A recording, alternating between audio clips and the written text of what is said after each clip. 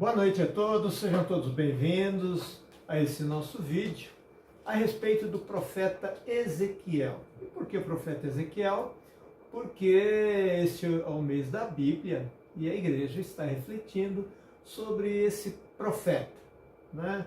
O profeta Ezequiel vai registrar um momento dramático, difícil do povo de Deus, que é um momento de muito sofrimento, com o exílio para a Babilônia. Ao mesmo tempo que temos esse sofrimento, esse trauma na história do povo de Israel, nós também temos um momento de esperança, E assim o povo vai vivendo entre muitos sofrimentos e várias esperanças. Eu sou o diácono Eduardo Sierra, da paróquia São Sebastião, da Arquidiocese de São Paulo, e estamos aqui durante esse mês fazendo esta reflexão importante para que a gente compreenda mais e melhor o profeta Ezequiel. E aliás, todos nós somos profetas. Mas vamos começar rezando, porque quem não reza vira bicho. Em nome do Pai, do Filho e do Espírito Santo, Deus de amor e bondade, envia teu Santo Espírito e abençoai cada um de nós para que possamos compreender mais e melhor a mensagem salvadora da Bíblia, a mensagem salvadora desse profeta Ezequiel, que traz essa esperança a seu povo. Que possamos também nós assumirmos, no meio de tanto sofrimento no mundo, assumirmos a nossa missão de dar esperança, alegria e vida ao povo através da palavra de Deus. Em nome do Pai, do Filho e do Espírito Santo. Amém. Muito bem. Então nós vamos fazer essa reflexão aqui, né? Estaremos às segundas-feiras realizando esse aprofundamento, realizando esse mergulho no profeta Ezequiel. A Bíblia, né? Esse é o mês da Bíblia e a Bíblia é um livro, antes de mais nada, de sabedoria. Do Antigo Testamento nós temos livros sapienciais. Jesus Cristo, né? Ele, por sua natureza, tem a sabedoria em si mesmo, né? Maria é a sede da sabedoria, né? Maria que recebe a sabedoria de Deus, a encarnação do Verbo em seu ventre. Então a Bíblia ela tem alguns objetivos, né? A Bíblia ela nos ajuda, nos instrui melhor a respeito da vida e do caminho para a vida eterna. A Bíblia ela também serve para nos corrigir. Muitas vezes precisamos de correção ao longo da vida para que possamos ajustar ali de alguma maneira, ajustar as nossas ações, né, de acordo com o projeto de Deus. E assim ajustados, assim de uma certa forma, nos conformando, né, ao que Deus projetou para o ser humano, né, nós vamos vivendo mais e melhor, com mais sabedoria para nos relacionarmos uns para com os outros, com mais sabedoria para tomarmos decisões, com mais sabedoria para vivermos de uma maneira mais amena, de tal maneira que os desejos aí do mundo, às vezes desejos de poder, desejos de likes, desejos de sobressair de alguma maneira, a gente consiga trabalhar isso melhor dentro de cada um de nós, né? Também a Bíblia vai nos ajudando a ter mais saúde, né? Saúde física do corpo, né? Saúde espiritual também e até mesmo saúde psicológica, né? Essa dimensão psicológica, o ser humano é todo, né? Ele é multifacetado, ele é complexo. E muitos traumas que trazemos, às vezes, de infância ou de experiências negativas, nós podemos revisitar esses traumas, podemos reavaliar esses traumas, olhando para a Bíblia, a gente vai, de uma certa forma, lidar melhor com eles. Então, a Bíblia tem todas essas funções, esses objetivos, além de um objetivo maior, que nos mostra o caminho da salvação. Todo o Antigo Testamento, inclusive o livro de Ezequiel, vai nos apontar para esse Jesus, quando nos fala sobre uma nova e eterna aliança. A nova e eterna aliança no sangue derramado de nosso Senhor Jesus Cristo, que a gente vai ver aí ao longo desse mês, né? Vendo vários aspectos, várias questões aí a respeito do livro de Ezequiel. Então toda a Bíblia, todo o Antigo Testamento aponta para Jesus Cristo. Por quê? Porque ele é a salvação, já anunciado no Antigo Testamento. Então, vamos, sem mais delongas, avançar aí nesses nossos slides aí, esses encontros bíblicos a respeito do livro de Ezequiel. Tem aqui uma figura aqui, mostrando aí é o que eu falei, né, de iluminar, de dar esperança, a ação do Espírito, né, que vai nos instruindo, o Espírito que vai, de uma certa maneira, fazendo com que a gente enxergue mais e melhor a realidade e possa, né, aqui tem uns ossos aqui, né, os famosos ossos ressequidos, né, tem uma caveirinha aqui no canto de pessoa morta, já os ossos, né, os restos mortais, e mostrando aí como a gente pode avançar e de tal maneira que a gente não viva como se estivéssemos mortos aqui e tenhamos vida plenamente, como o próprio Jesus Cristo nos disse: eu vim para que todos tenham vida e vida em plenitude. João 10,10, famosa passagem ali, né? Mas antes de mais nada, vamos entender rapidamente aqui porque esse é o mês da Bíblia, né? Porque setembro, a igreja nos determinou esse mês para que aprofundássemos mais e melhor esse encontro com o texto sagrado. Mas não é o ano inteiro que a gente deve ler a Bíblia, que a gente deve compreender mais e melhor, que a gente deve saborear o texto sagrado, que a gente entre em interação de tal maneira que ele converse comigo, que ele fale comigo e eu consiga tirar o melhor para a minha vida pessoal. É o ano inteiro. Mas o mês de setembro, de uma maneira especial, a igreja escolheu para essa reflexão, né? E por que o mês de setembro? Porque nós temos o dia de São Jerônimo lá no dia 30 de setembro, né? O dia em que São Jerônimo ele foi glorificado. E a igreja sempre celebra essa glorificação exatamente na morte do santo e na nossa também. É o momento da passagem, da Páscoa, da glorificação do ser humano, depois de toda a sua trajetória, que a gente sempre espera que seja boa, que tenha produzido frutos, que tenha colaborado com as pessoas de tal maneira que você faça a diferença na vida das pessoas e torne as pessoas mais felizes, mais alegres e de tal forma que as ajude também nesse caminho da salvação, né? Então, o nosso querido São Jerônimo aqui, ele nasceu em 340 e morreu em 420 depois de Cristo, aos 80 anos aí.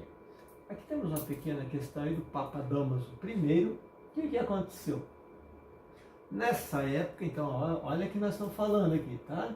Nós estamos falando no século IV ali, né? Então, existiam muitas versões da Bíblia, versão como traduções. Por quê? Originariamente, a Bíblia está escrita em hebraico, do Antigo Testamento, com algumas exceções aí em grego, e também escrita em grego no Novo Testamento, totalmente em grego no Novo Testamento. E na Itália ali, né, o Papa queria uma versão para o latim, para a língua latina, né, e pudesse ser estudada. Por quê? Porque existiam várias traduções, um traduzia de um jeito, outro traduzia do outro, e aí as pessoas iam compreendendo a Bíblia ali, de tal forma que às vezes existia alguns conflitos na hora de interpretar nessas traduções.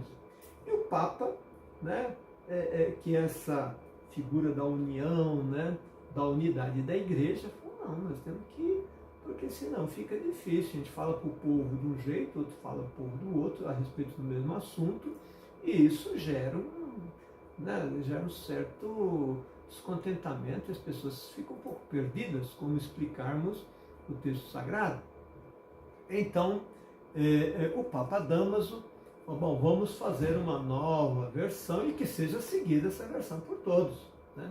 Deixa eu me hidratar aqui, porque... de maneira que essa versão seja seguida por todos. E então, o Papa Damaso convida, né, um grande especialista em língua, né, em linguística, né, de grande cultura, que era Jerônimo, né, um grande especialista. De tal maneira que ele traduzisse através dos originais gregos, dos originais em hebraico, traduzisse para o latim. Imagine o tamanho da Bíblia, imagine a dificuldade, o imenso desafio que o nosso querido Jerônimo empreendeu, né? E começou traduzindo o Novo Testamento do grego e também uma parte ali dos Salmos.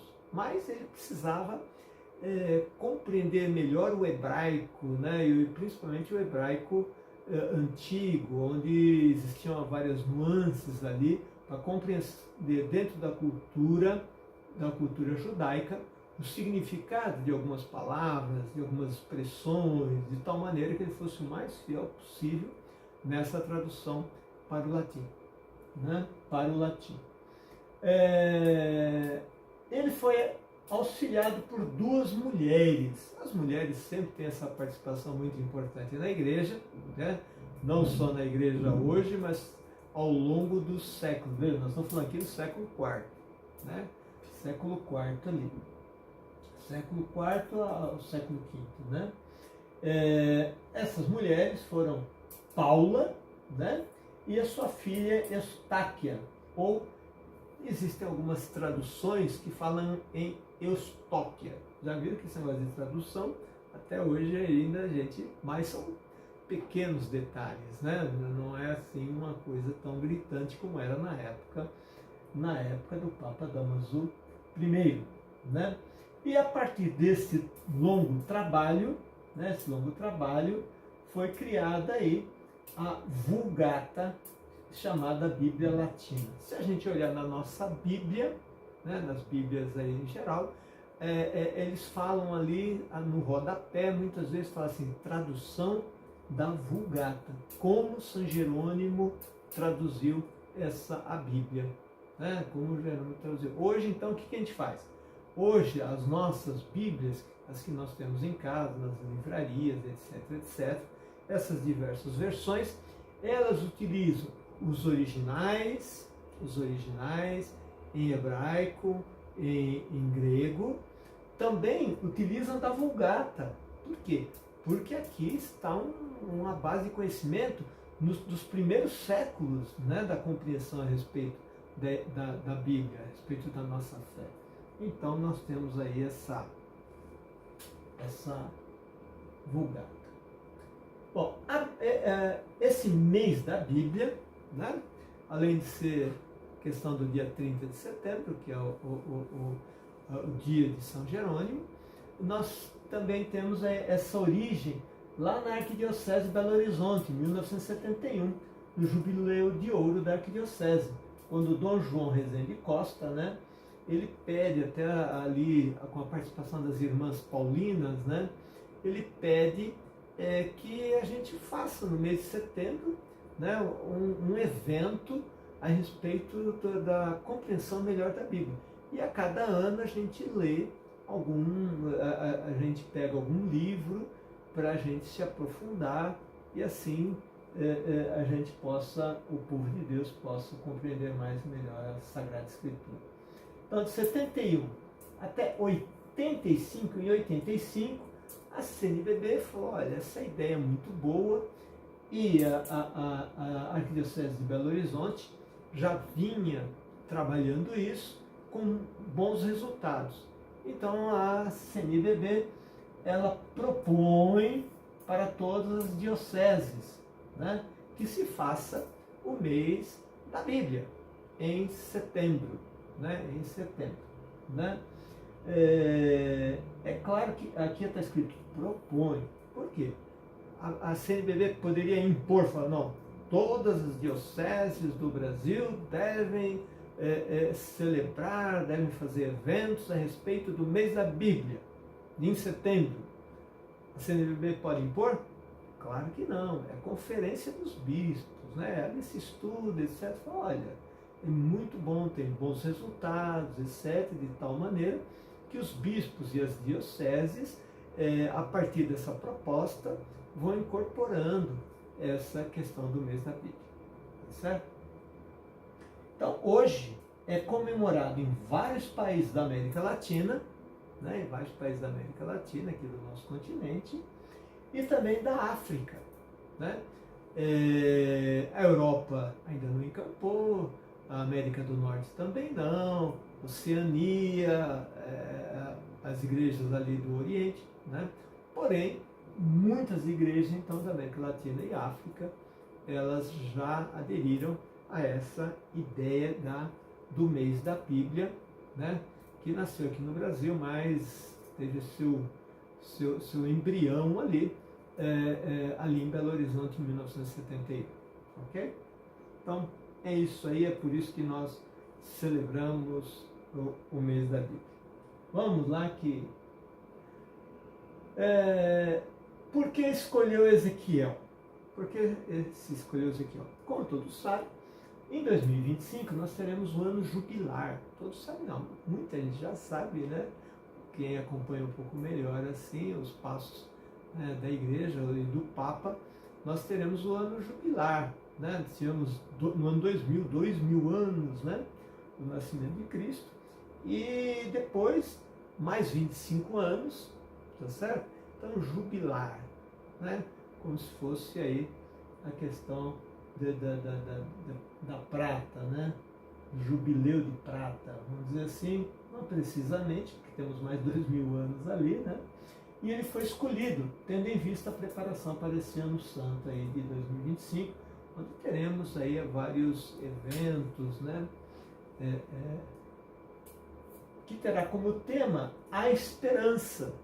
Então, esse 2025, né? O Papa escolheu o tema a esperança. Certamente não é à toa que escolheu esperança, porque o mundo está um pouquinho assim, em reviravolta, um pouco transtornado, um para um lado, outro para o outro, guerra, ameaça de guerra generalizada no Oriente Médio, né, onde parece que vários momentos onde parece que a guerra ali vai escalar, né, vai aumentar ali, envolvendo outros países, etc. Mas é um momento que precisamos de esperança. O ser humano está meio perdido, tem muita droga, tem muita... Né, a internet é um lugar muito bom, que tem muita coisa boa, mas onde as pessoas também ali vão se perdendo muitas vezes, né, seguindo pessoas que duvidosas, né, com objetivos duvidosos. Então, é um momento muito interessante sobre esperança, né? E é por isso mesmo, né, já que o principal objetivo de Ezequiel é a esperança, refletir sobre o sofrimento e dar esperança à comunidade judaica no exílio da Babilônia, se escolheu Ezequiel. É um livro denso, eu tentei tirar assim o conteúdo assim, de tal maneira que a gente não se perca, né? Porque a gente fazendo esse vídeo aqui. Se eu fosse entrar em muitos detalhes, a gente se perderia um pouco e é difícil, as pessoas veem no celular, etc. É uma mídia diferente, né? Mas que aponta para a Sagrada Escritura de tal maneira que a gente possa avançar aí na Sagrada Escritura, né? Avançar na Sagrada Escritura. Mas é isso aí. Então vamos ver. A gente ouve tantas vezes, né? Nas missas, né? O exílio na Babilônia, Nabucodonosor, como a coisa aconteceu, os traumas, como foram levados, etc., aquele sofrimento todo, Israel, Judá completamente destruída. Então a coisa foi assim, bastante traumática. Ao mesmo tempo, todo trauma, né, a gente pode achar alguma coisa ali de bom. Não que a gente vá fazer apologia à dor e sofrimento, mas a gente pode pegar um sofrimento e transformar aquilo e repensar muitas coisas, como aconteceu ali, onde eles repensaram a relação deles para com Deus, né, que tinha se perdido um pouco ali. E nós vamos ver por que se perdeu. E é muito bom a gente olhar lá atrás para a gente não cometer os mesmos erros, né? Os mesmos erros. Então é isso aí. Vamos lá. Eu falei que eu sou o Diácono Eduardo, né? Falei no começo. Sim.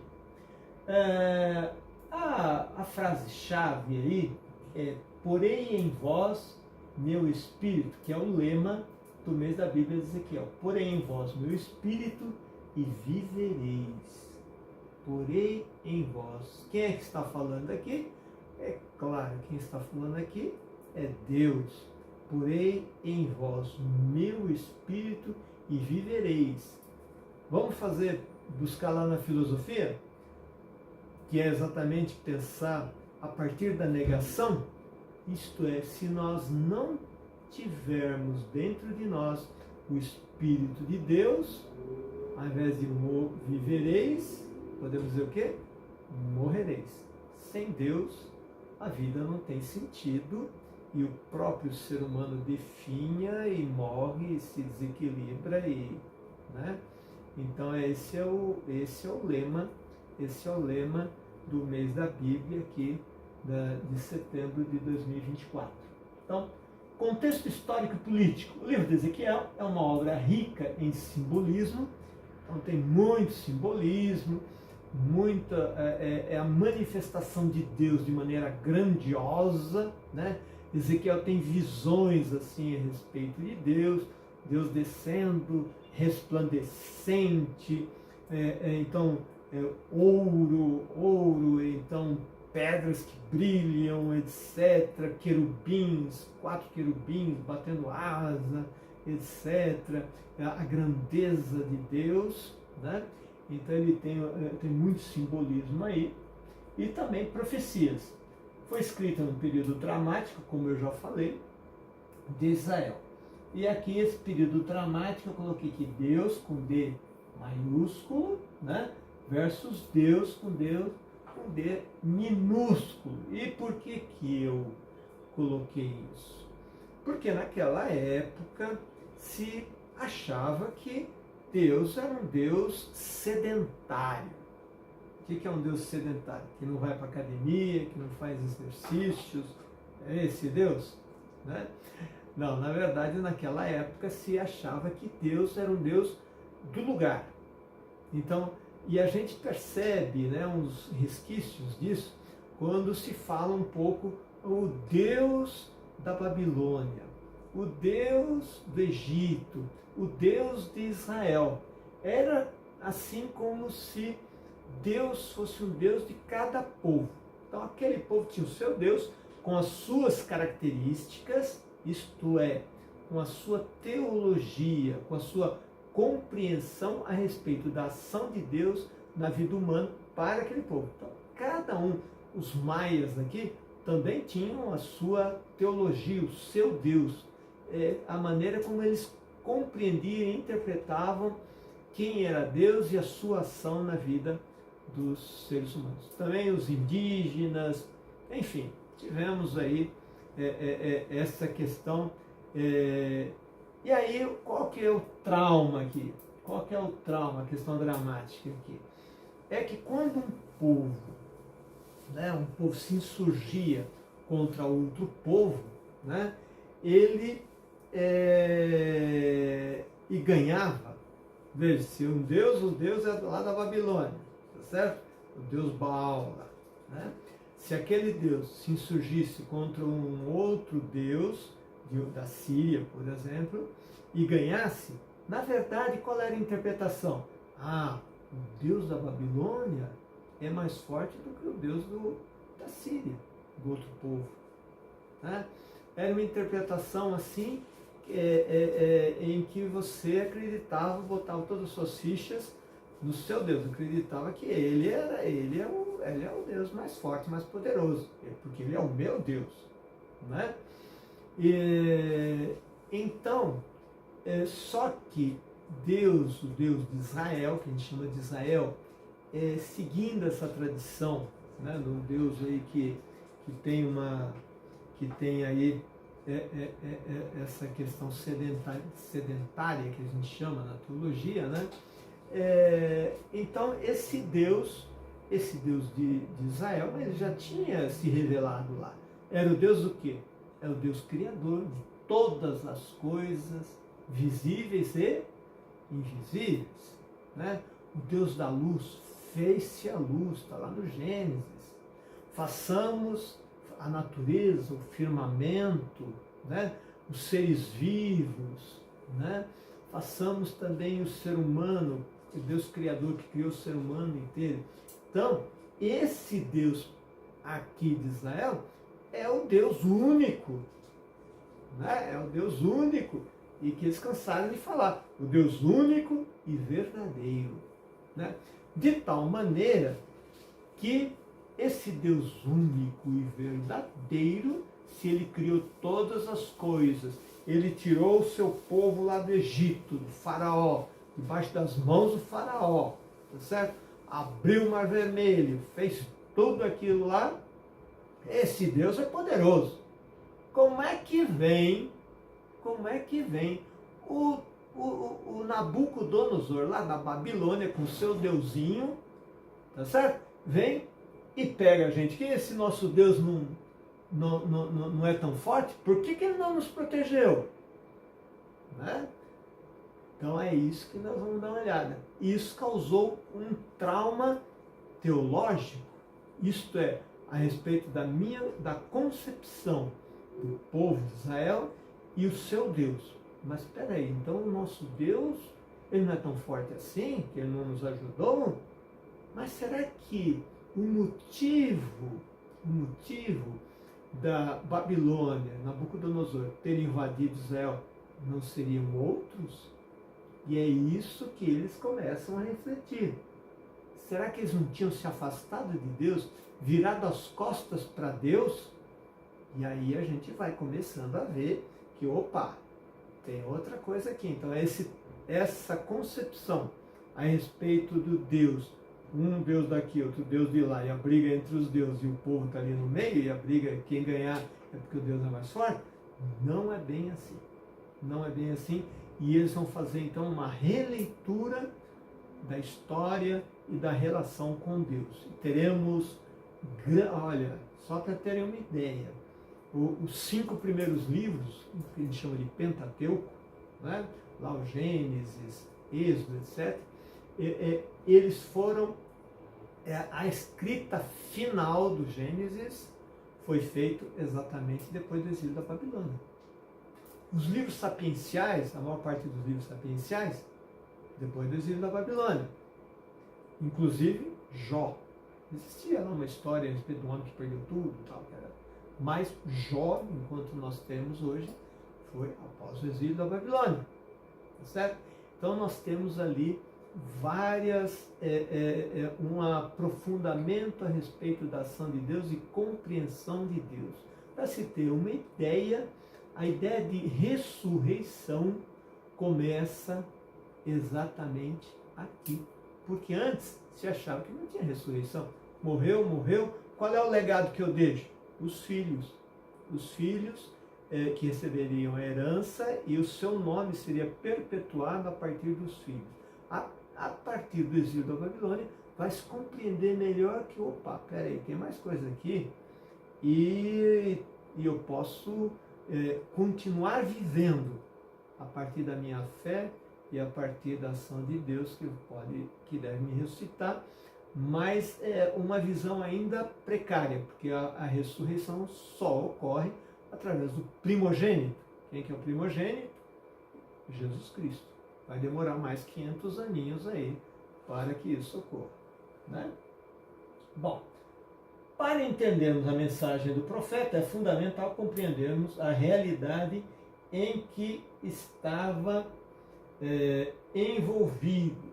Então, para que a gente entenda aquele momento da invasão e as consequências, é preciso entender um pouco como é que eles estavam espiritualmente, como é que era a relação entre eles, a questão da justiça e injustiça, a relação com Deus. Como é que era isso, né? Para que a gente entenda até por que eles foram invadidos e por que eles passaram por tanto sofrimento.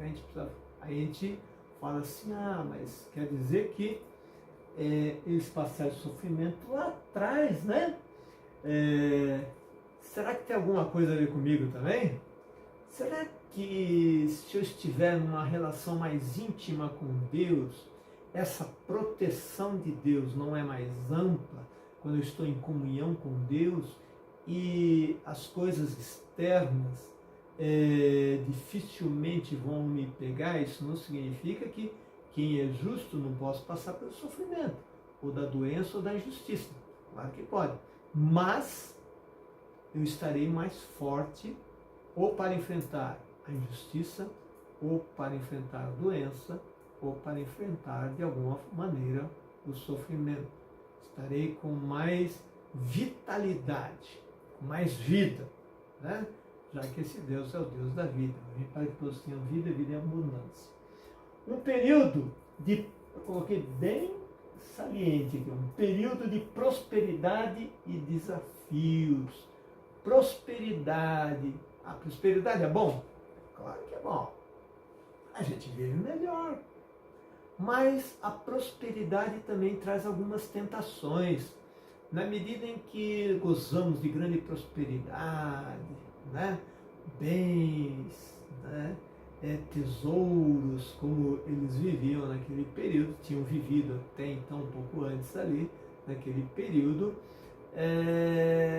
você começa a achar que, bom, eu não preciso me esforçar tanto, não preciso estudar tanto, eu tenho bastante como viver bem, como meus filhos viverem bem.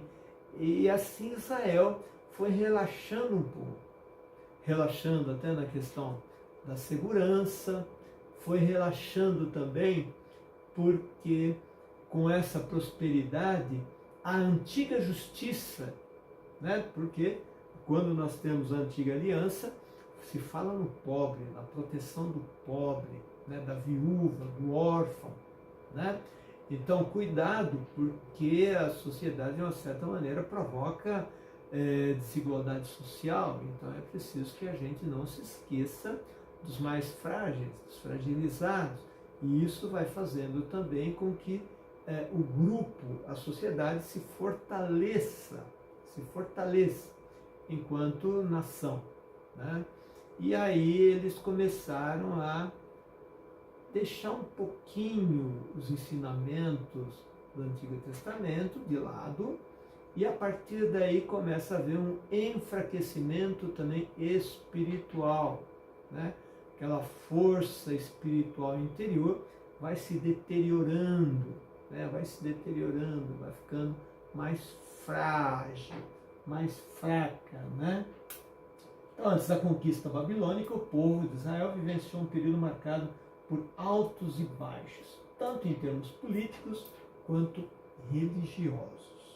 Né? Religiosos, a relação com Deus foi ficando um tanto quanto, né?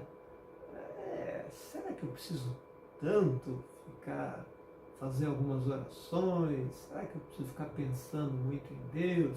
Tem tanta coisa boa para a gente curtir por aqui, não é verdade? Né? Ainda aqui, continuando, Judá antes da invasão babilônica. A vida dos israelitas era profundamente influenciada por suas crenças monoteístas e pela relação com Deus, como descrito no Antigo Testamento. Então veja, tradição, eles tinham a tradição, né? A tradição do povo de Israel, da libertação, das festas, né? E as festas, elas eram, né, as festas das tendas, para lembrar que você teve 40 anos no deserto lá e morou dentro da tenda, com toda a precariedade de uma tenda, sem os benefícios, de viver numa casa onde você tem ali acesso à água, etc., plantar, uma situação ali nômade, né? Situação nômade. As crenças monoteístas, que é acreditar em um só Deus, teísta, né? Teísta, um só Deus, né? Até hoje, as grandes religiões monoteístas, nós temos o judaísmo, que continua aí ao Deus, né, de Abraão, de Isaac, de Jacó, que também é o nosso Deus, nós somos filhos de Abraão, né? Também o Islã, né? O islamismo também tem um Deus que é o mesmo Deus nosso e também são filhos de Abraão. E o cristianismo, onde nós temos também a nossa fé em Deus, Deus Pai, que o próprio Jesus Cristo nos ensinou ali, essa ligação com Deus. Tá certo? Muito bem, deixa eu ver mais um slide aqui, para a gente depois continuar no próximo encontro. Vamos falar um pouco sobre a questão da terra. Como é que era a terra, a relação deles com a terra? A terra era uma graça de Deus. Quem foi que criou todas as coisas? Foi Deus. Se está com você, você pode se dizer assim, eu sou o dono, eu faço o que eu quero. Veja, a terra, quem criou foi Deus. Se você está com ela por algum motivo, você recebeu isso em herança, mas veio de Deus. Vamos ver essa relação com a terra, né? Considerado um presente divino, e a sua fertilidade era essencial para a subsistência do povo. Quem dava essa fertilidade era a origem da fertilidade de Deus. Deus é que promove a vida. Você planta a sementinha lá na terra, rega um pouco, aí começa a nascer uma folhinha, nasce um caule, etc. Aí produz fruto, e aí você se alimenta, né? Essa fertilidade vem do próprio Deus, né? Que criou todas essas coisas. De tal maneira que você não deveria vender a terra. Porque quando você vende a terra aos antepassados, as pessoas, os seus antepassados estão enterrados nas suas terras. Então era inadmissível você vender a terra com seus pais, seus avós, toda a sua história que está ali. Você fala, não, vou vender isso aqui. Né? Existiam tinha gente que por algum motivo poderia perder a terra, né? Por dívidas, etc. Tal, tanto que deveria ter um ano jubilar a cada 50 anos, onde a terra deveria ser devolvida para o antigo dono. Então, a pessoa tinha dívida, etc, etc. Bom, então você fica com a terra aí por 50 anos e depois essa terra, depois você tem que devolver para os meus descendentes. Né? Então eles tinham uma relação com a terra como um espaço sagrado. Quando Nabucodonosor ele invade Judá, que é a parte do Reino do Sul, eu vou explicar no próximo encontro essa diferença. Se eu esquecer, vocês me avisem e mandam uma mensagem. Quando ele invade ali, também está tomando conta dos antepassados que estão ali, daquele presente de Deus que tinha sido a terra que foi dada a eles, a chamada Terra Prometida. Lembra lá de Moisés? Todo o percurso que eles fizeram para a Terra Prometida lá. Então era inadmissível você transacionar com a terra que você tinha. Alguns faziam, davam um jeitinho, uma parte e tal, mas tinha essa lei. A família era a unidade fundamental da sociedade e os laços de parentesco eram muito fortes. Então, tinha a questão patriarcal do clã, né? Clã era, você tinha lá o grande patriarca, né, que congregava a família, né? Família toda ali. Então tinha primos, sobrinhos, que era todo da casa de fulano, da casa de Davi, tá certo? Então é toda a parentela ali que de alguma maneira eram irmãos. Por isso que depois a gente vai ver lá com Jesus, quando ele fala assim, sua mãe e seus irmãos estão aí. É que era sempre a família, então os primos, etc., todos se consideravam geneticamente da mesma família ali, tinha essa questão genética e essa questão de estarem juntos e pertencerem à mesma família e de alguma maneira eram irmãos, né? Tinham essa questão do sangue muito forte. Tá certo? Então, para não cansá-los muito, eu vou encerrar esse momento aqui e esse momento para que a gente, no próximo encontro, a gente continue com essa, vamos entrar nessa questão das invasões estrangeiras aí, que a gente possa fazer com que a gente passe para o assunto seguinte aí. Nós estamos prevendo aproximadamente 5 encontros, ok? Então vamos rezar, vamos finalizando rezando. Deus de amor e bondade, nós os agradecemos pela vossa presença no meio de nós, de tal maneira que possamos participar mais e mais da vossa palavra e que ela enriqueça os nossos corações, o nosso espírito e nos fortaleça a cada instante, a cada dia. Continuaremos unidos à Trindade Santa, em nome do Pai, do Filho e do Espírito Santo. Amém. Até o próximo encontro.